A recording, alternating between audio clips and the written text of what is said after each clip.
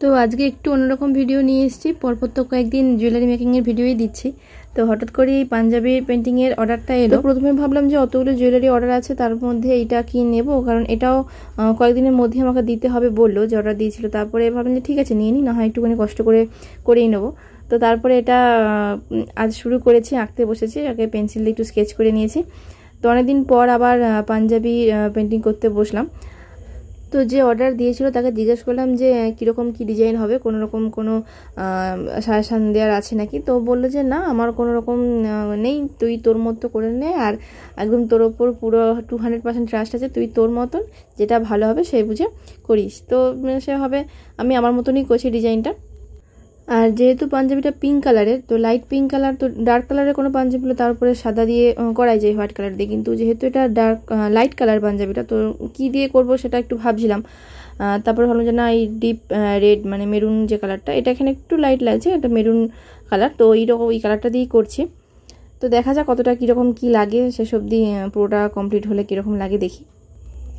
আর এখানে আমি প্রথমে যখন স্টার্ট করি তো কোনো রকম কোনো মিডিয়াম ইউজ করিনি, একদম নর্মাল র কালার দিয়েই করছিলাম, ফেব্রিক কালার দিয়ে। তারপরে যখন ওটা করতে করতে একটু যখন গাঢ় হয়ে যায়, ওটা তো হাওয়া পেলে তাড়াতাড়ি শুকিয়ে যায়, তো যখন গাঢ় হয়ে যাচ্ছিলো তখন অল্প একটু জল মিশিয়ে এটা করছি। তো এটা করতে আমার সময় লেগেছে দুদিন মানে আমি সন্ধেবেলা স্টার্ট করেছি এটা, আজকে সন্ধ্যাবেলা স্টার্ট করেছি, মানে পরের দিনকে দুপুরে এটা কমপ্লিট হয়ে গেছে মোটামুটি। তো এত তাড়াতাড়ি করে কোনোদিনও করিনি, এরা যতগুলো পাঞ্জাবিতে এঁকেছি এতটা টাইম মানে এত স্পিডে করিনি। টাইম যেহেতু থাকে তো আস্তে আস্তে করি, যেহেতু এটাতে একটু টাইম কম ছিল, তো আমি ভাবলাম যে না, আগে সব কাজটা কমপ্লিট করেই নিই। তো আমি বেশ তাড়াতাড়ি করে নিয়েছি। তো দেখো এটা মোটামুটি হয়ে গেছে। তো শেষ হয়ে যাওয়ার পর ভাবলাম যে একটুখানি হোয়াইটের টাচ দিলে মনে হয় বেশি ভালো লাগবে।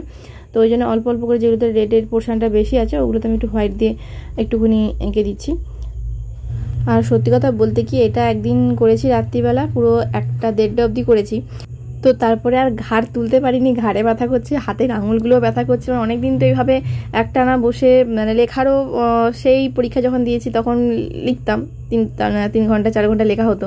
তো তারপরে সেভাবে তো লেখা হয়নি। তো অনেকদিন পরে আবার তুলি ধরে যেন মনে হচ্ছে আঙুলগুলো কি ব্যথা হয়েছে। তো যাই হোক, কাজটা দেখো পুরোটা কমপ্লিট হয়ে গেছে। তো ডিজাইনটা এমনি সিম্পল ডিজাইন, কলকার উপরে করেছি।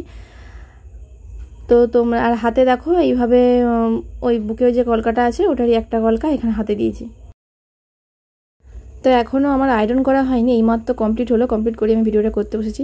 পাঞ্জাবি পেন্টিংটা কীরকম হলো কমেন্টস করে অবশ্যই জানিও। দেখা হচ্ছে নেক্সট ভিডিওতে। আজকের মতো টাটা।